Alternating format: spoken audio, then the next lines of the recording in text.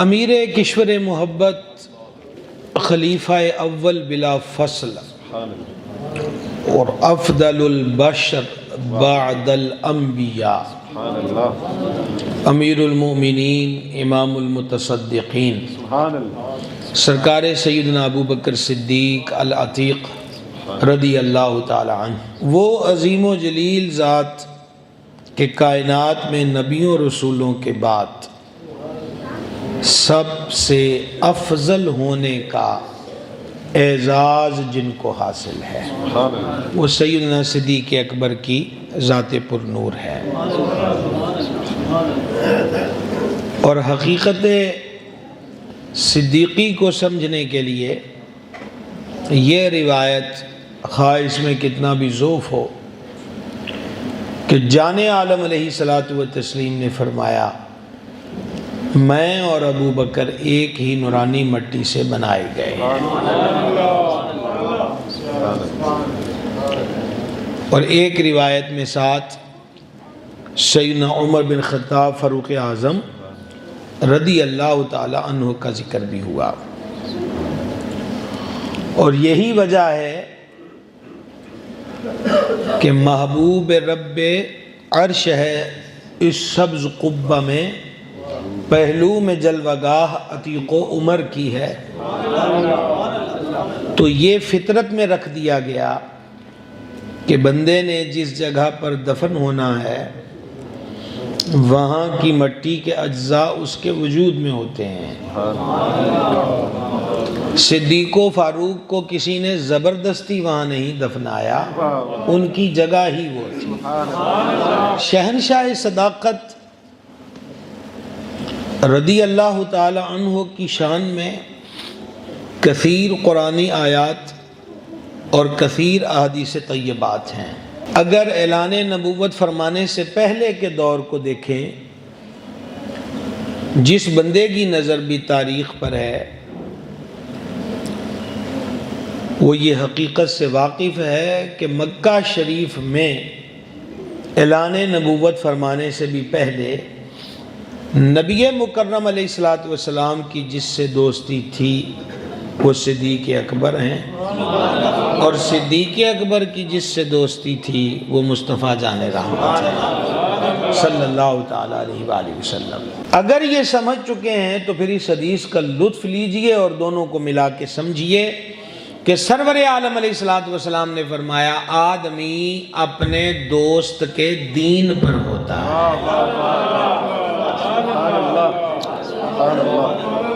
آدمی اپنے دوست کے دین پر ہوتا ہے، دوست کے دین پر ہوتا ہے، دوست کے دین پر ہوتا ہے۔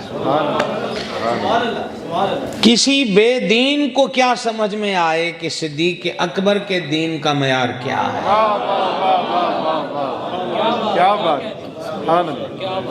حضور نے اعلان نبوت نہیں فرمایا، اس کا مطلب یہ تو نہیں کہ وہ نبی نہیں ہے۔ کنتو نبیہ، ہم تو اس وقت بھی نبی تھے۔ الآدم بین الماء والطین، جب آدم پانی و مٹی کے درمیان تھے، اور مستدرک کی حدیث میں ہے کہ خمیر آدم، وہ میٹیریل ابھی گند رہا تھا جس سے حضرت آدم علیہ السلام کا وجود بنایا گیا، میں اس وقت بھی اللہ کا نبی تھا۔ تو آپ اندازہ کیجئے کہ جس کو لڑکپن اور جوانی میں سارے کا سارا فیض اور صحبت ہی نبوت والی نصیب ہوئی ہو، ان کی اخلاقی اقدار کا عالم کیا ہوگا، ان کے شب و روز کی کیفیت کیا ہوگی۔ اور یہی وجہ ہے علی متقی رحمہ اللہ نے کنز العمال میں، خاتم الحفاظ سیوطی نے تاریخ الخلفاء میں، و دیگر محدثین نے مختلف طرق سے اس روایت کو لکھا کہ دور جاہلیت کے اندر جب شراب عام تھی، حلال تھی، شراب حرام ہوئی ہے بعد از ہجرت مدینہ پاک میں، اس وقت بھی کبھی صدیق اکبر نے ایک قطرہ شراب کا حلق سے نیچے نہ اتارا۔ آپ سے پوچھا گیا کہ جب شراب عام تھی اور آپ نے اس وقت بھی اپنے اوپر حرام کر رکھی تھی، تو سیدنا صدیق اکبر رضی اللہ تعالیٰ عنہ نے جواب دیا، شراب پینے والے کی نہ عزت سلامت رہتی ہے نہ غیرت سلامت رہتی ہے۔ یہی جواب سرور عالم علیہ السلام کے دربار انور میں پیش کیا گیا کہ حضور ابو بکر پاک سے یوں پوچھا اور انہوں نے یوں کہا ہے، فرما ابو بکر نے سچ کہا، وہ صدیق ہے۔ یہ 2 مرتبہ فرمایا۔ آج میں دیکھتا ہوں اکثر شراب پینے والوں کا ہی صدیق اکبر سے بیر ہے۔ نہیں سمجھ آتی کیا کہنے، اکثر آپ دیکھ لیں، شراب کا گھٹ چڑھایا، بھنگ کا پیالہ پیا اور سارے تبرے صدیق اکبر کی ذات پہ شروع۔ صدیق اکبر کو پہلے ہی پتا تھا کہ اے پی کے حالات ٹھیک نہیں رہندے۔ سمجھ آگئی کہ نہ آئی؟ دوسری بات، عرب کے لوگ قادر الکلام ہیں اور لمحے بھر میں غزل کہہ دینا، نظم لکھ دینا، بڑے بڑے اشعار مرتب کر دینا یہ بائیں ہاتھ کا کھیل تھا۔ اور عرب کی شاعری میں فحش کلامی بھی تھی، جس کو کہتے فحش اشعار۔ صحبت حبیب اقدس کا فیض دیکھیے کہ ام المومنین صدیقہ کریمہ رضی اللہ تعالیٰ عنہ فرماتی ہیں کہ میرے والد ماجد نے نہ بعثت سے پہلے حضور کے اعلان نبوت فرمانے سے، نہ دامن اسلام میں آنے کے بعد کبھی بھی کوئی ایسا شعر کہ جس میں بےہودگی ہو اور ایسی بات کہ جس میں فحش کلامی ہو، صدیق اکبر کے قلم اور زبان پہ کبھی یہ باتیں نہیں آئی۔ یہ معمولی سی بات نہیں ہے، میں آپ کو کردار بتا رہا ہوں ان کا دامن حبیب میں آنے سے پہلے کا۔ اور اعلیٰ حضرت عظیم البرکت مجدد دین و ملت کشتہ عشق رسالت سیدی شاہ امام محمد رضا قادری قدس سر العزیز نے اس عنوان پر پوری کتاب لکھی کہ ایک سرکار صدیق اکبر اور دوسرے باب ولایت مولا المسلمین امام المتقین۔ اور اعلیٰ حضرت ایک جگہ پہ مولا مرتضیٰ کے القاب ذکر کرتے کرتے فرماتے ہیں فاتح سلاسل طریقت، سبحان اللہ، یعنی سرکار سیدنا علی المرتضیٰ مشکل کشا مولا مرتضیٰ کرم اللہ تعالی وجہ الکریم۔ اعلیٰ حضرت نے تحقیق سے یہ بات تحریر فرمائی کہ یہ دونوں ذاتیں ایسی ہیں کہ جن کا دامن ایک لمحے کے لیے بھی کفر اور شرک کی گندگی سے آلودہ نہیں ہوا۔ مولا علی کی بات کرتے اعلیٰ حضرت کہتے ہیں کہ پیدا ہوئے آنکھ کھلتے ہی جلوائے مصطفیٰ دیکھا۔ سبحان اللہ الکریم، آنکھ کھلتے ہی مولا علی پاک نے، یعنی اس کائنات میں آ کر مولا علی پاک نے جو پہلی صورت دیکھی ہے وہ کمال حسن حضور ہے۔ اس صورت نو میں جان آکھا، وہ صورت مبارک ہے۔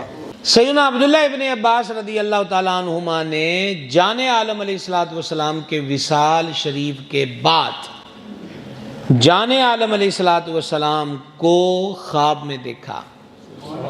آنکھ کھلی تو آپ تھوڑا تھوڑا محسوس تو کر سکتے ہیں کہ ایک عاشق کو حضور کا دیدار نصیب ہو تو اٹھ کر اس کی آنکھوں کی حالت کیا ہوگی، دل کی حالت کیا ہوگی۔ حضور سیدنا داتا گنج بخش فیض عالم رضی اللہ تعالیٰ عنہ فرماتے ہیں شکر ہے کہ داتا صاحب کے شہر میں آئیں اور اتفاقیہ داتا صاحب کا ذکر شروع ہو جاتا ہے۔ الحمدللہ رب العالمین۔ حضور فیض عالم رضی اللہ تعالیٰ عنہ فرماتے ہیں کہ وصل کا اصل حسن یہ ہے کہ وصل کے بعد طلب ختم نہ ہو۔ اگر وصل کے بعد شوق اور طلب ختم ہو جائے تو پھر بندے کو وصل کی لذت اور کمال نہیں ملا۔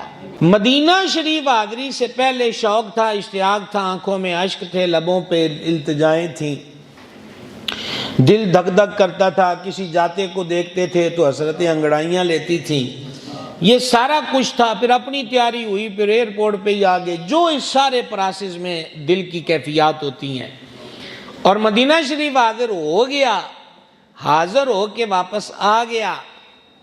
کیا اب بھی وہی شوق ہے، وہی اشک ہے، وہی درد ہے، وہی طلب ہے، وہی آرزو ہے، وہی جستجو ہے؟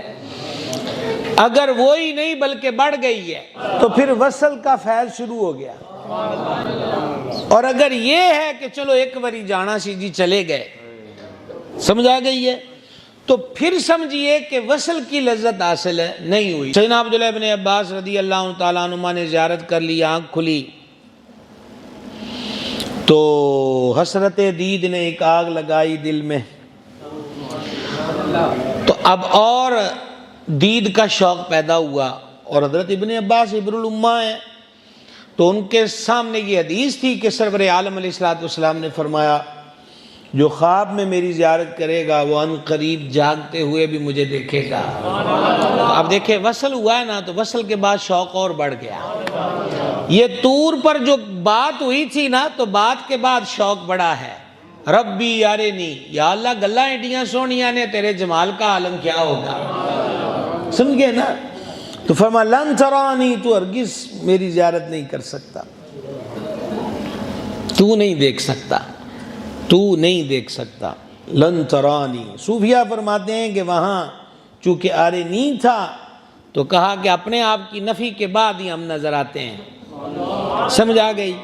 تو اسی لیے وہاں بھی لن ترانی ہے۔ اور محبوب آرام فرما رہے اس دن چادر اوڑھ کر، اور آسمانوں والی مسجد کے امام خطیب صاحب اور ساری آسمانی کتابوں کے حافظ صاحب اور سارے فرشتوں کے سردار وہ جناب میں حاضر ہوتے ہیں اور قدموں کو چومتے ہیں کہ حضور چلیے، اللہ آپ کے دیدار کا مشتاق ہے۔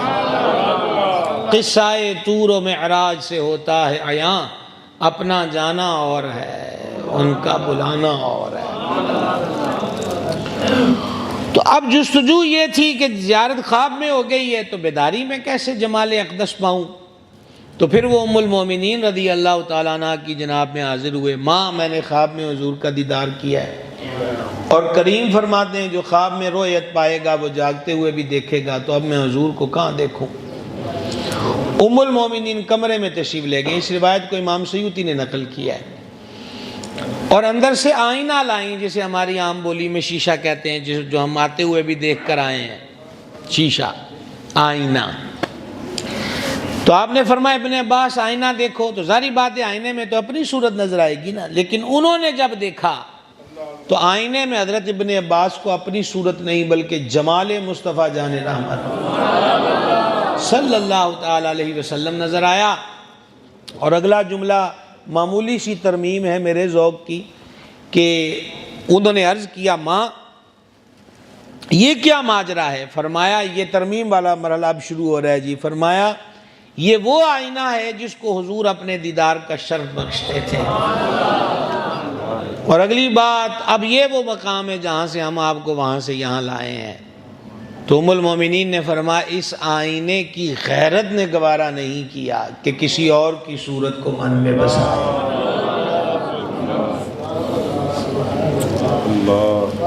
اب دوبارہ لطف لے لیجئے جس جملے سے یہاں آئے تھے۔ اعلیٰ حضرت لکھتے ہیں مولا علی نے آنکھ کھلی تو جلوہ مصطفیٰ دیکھا، آئینے کی غیرت زیادہ ہے یا چشمان حیدر کی غیرت زیادہ ہے؟